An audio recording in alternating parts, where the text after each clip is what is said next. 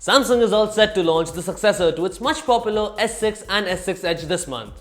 While the event is scheduled for 21st February, there are a lot of rumors and leaks going around. I am Feburary on mobiles, and here are 6 things you need to expect from this year's S7 and S7 Edge.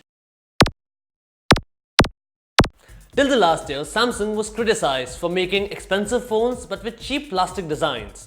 But S6 changed that for them. It was made up of glass and metal, and it went out to be one of the best looking phones of 2015. In fact, it was so beautiful that Samsung is not changing the design that much for S7 and S7 Edge. If rumors are to be believed, the predecessors look exactly similar to the successors. Now that's not a bad thing at all, but it looks like Samsung is trying to copy Apple here. I mean, they're going to simply name the phone Samsung Galaxy S6s. Also, while both S7 and S7 Edge are likely to feature Quad HD Super AMOLED displays, S7 Edge might feature a bigger 5.5-inch screen. Is it S6s Plus? As I just mentioned, S7 and S7 Edge will have beautiful displays. And why would you want to shut something that beautiful down? Hence, Samsung S7 and S7 Edge will come with always-on display feature. This is a feature we've seen on Nokia devices in the past, where the screen is sent to a low power mode where only the notification and the clock are visible. Also, the phones are set to bump the battery life, 3000 mAh for the S7 and 3500 mAh for the S7 Edge. You'll also get fast charging, fast wireless charging, and USB Type-C also seems to be on the cards.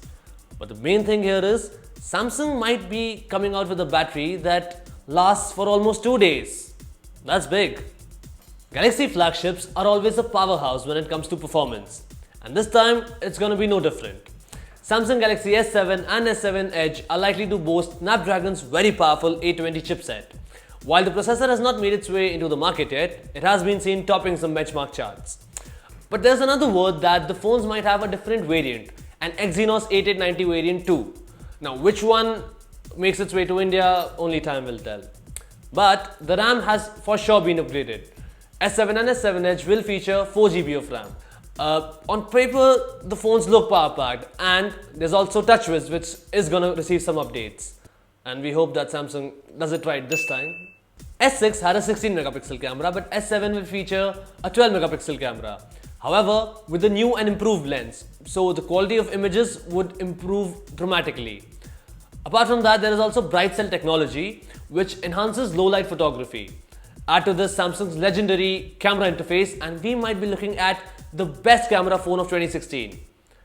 That's until the iPhone 7 is launched. And for those who like to drop their phones into their bathtubs, S7 and S7 Edge are likely to be waterproof. They both will have IP67 certification, which also makes them resistant to dust.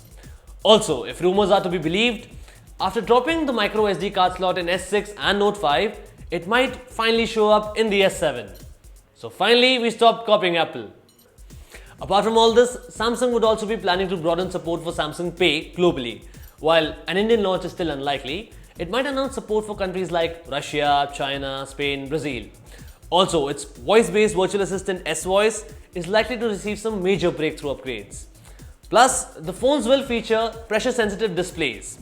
They are going to be the first of the many Android phones that are going to support this feature this year. Did I just tell you that we stopped copying Apple? Because S7 basically improved Apple Pay and Siri, and also mocked the 3D touch. Now that we are done with all the rumored inclusions, let's see the final spec sheet we have.